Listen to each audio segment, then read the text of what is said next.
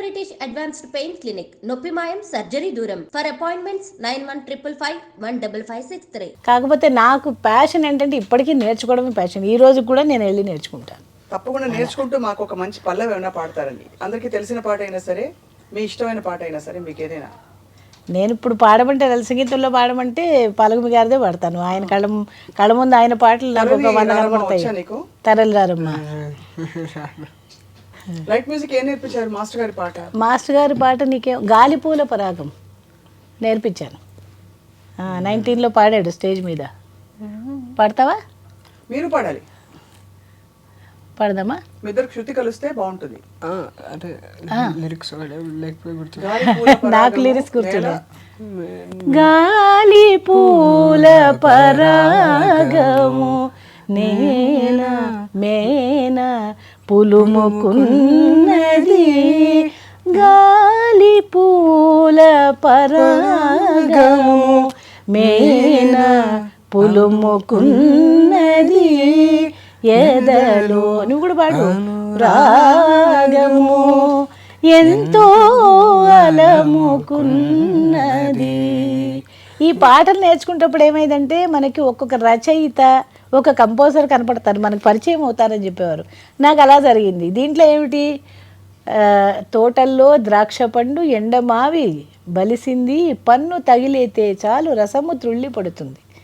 ఇలా సాహిత్యం మీద ఇష్టం అది ఏర్పడుతుంది, మనకి తెలిసిపోతుంది. అలాగా ఇలా రకరకాల పెద్ద పెద్ద కవులు, గుంటూరు శేషేంద్ర శర్మ గారి, కృష్ణశాస్త్రి గారు అయితే ఇంకా చెప్పని అలవి కాదు. ఎంత ఆయన పాటలో ఉంది కూడా, నవ తులసి దళధామ కోరి నిన్ను రమ్మనిన తీరా నీవే తెంచిన.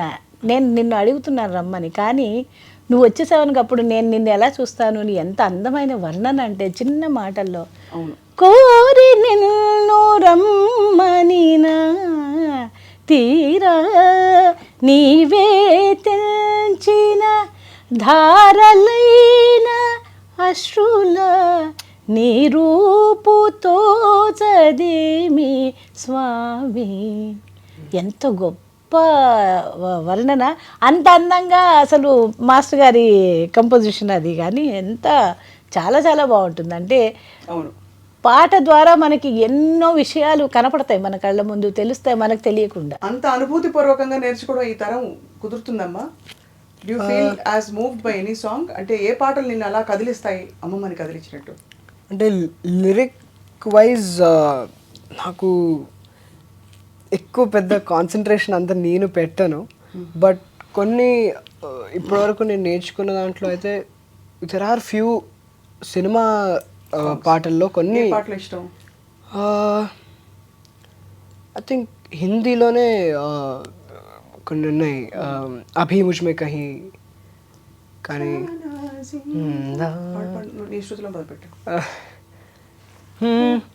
अब है सामने इसे छू लूं जरा, मर जाऊं या जी लूं जरा, खुशियाँ छूम लूं या रो लूं जरा, मर जाऊं या जी लूं जरा,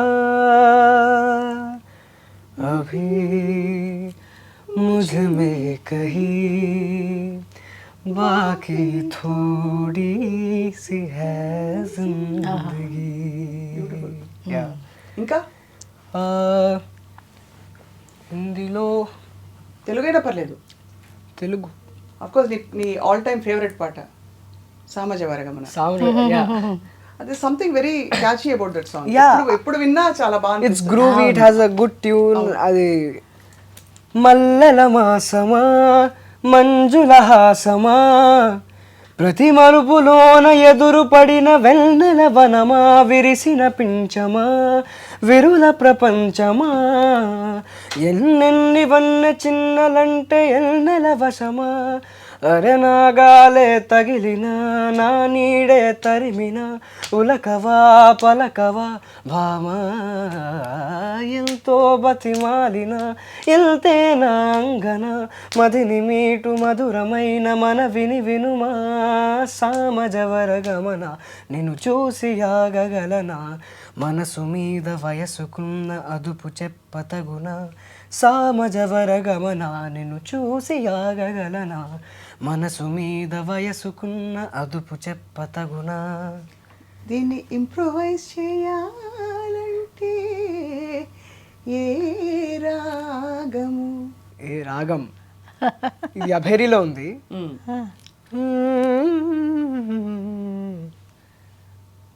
ఓకే టాస్క్. ఇక్కడ అన్నీ ఉన్నారు కాబట్టి అన్ని బాణీలు ఈ రూమ్ లోనే ఉన్నాయి కాబట్టి.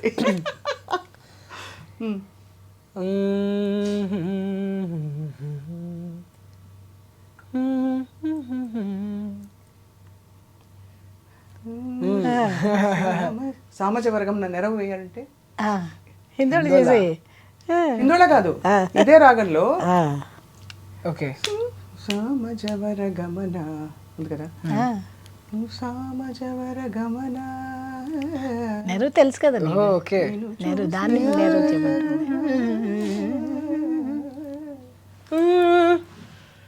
సామజవర గమన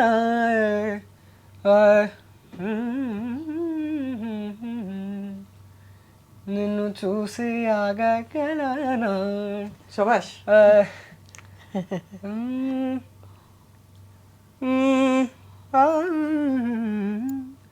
మల్లెల మాసమా మంజుల